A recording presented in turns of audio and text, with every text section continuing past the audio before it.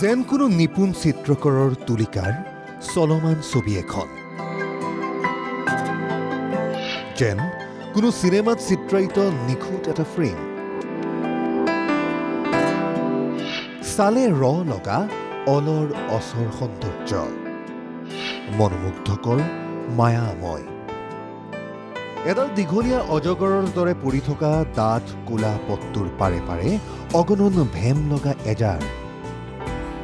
হালধীয়া হাঁহি মাৰি হালিছে জালিছে সোণাৰু। এফুটা সেন্দুৰ হেন ৰঙা পিন্ধি থিয় দিছে কৃষ্ণচূড়া। লাহি ৰাধাচূড়াৰ ইলা হিমেল, এয়া কাজিৰঙা। ৩৭ নং ৰাষ্ট্ৰীয় ঘাইপথেৰে যদি আপুনি কাজিৰঙা পাৰ হৈছে অথবা পাৰ হোম বুলি ভাবি আছে, তেন্তে আপোনাৰ বাবেই এই অপূৰ্ব ৰঙৰ সমাহাৰ। প্ৰকৃতিৰ ধাৰাবাহিকতা অক্ষুণ্ণ ৰাখি ঋতু পৰিৱৰ্তনৰ লগে লগে সলনি হৈছে প্ৰকৃতিৰ ৰং।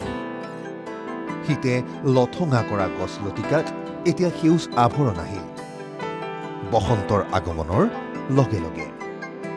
সেউজ বসন্তক আদৰণি জনোৱা বহাগৰ সেউজীয়া ৰূপত ৰহন চৰাই এতিয়া নানান ৰঙৰ সমাহাৰ ঘটিছে গছবিৰিখত।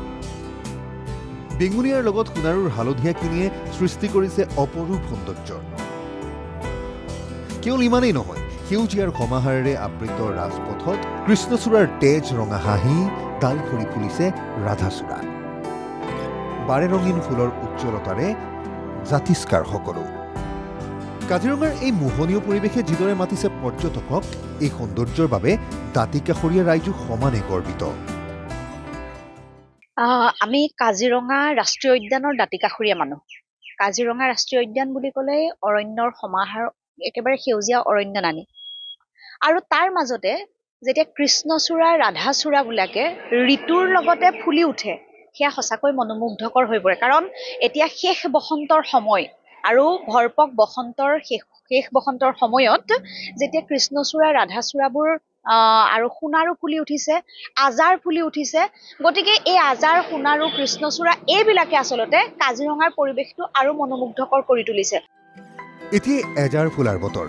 বেজাৰ লগাবলৈ নহয়, মনৰ ডাৱৰ আঁতৰাবলৈকে যেন এতিয়া গছ ভৰি ফুলি উঠিছে এজাৰৰ হেজাৰ পাহি।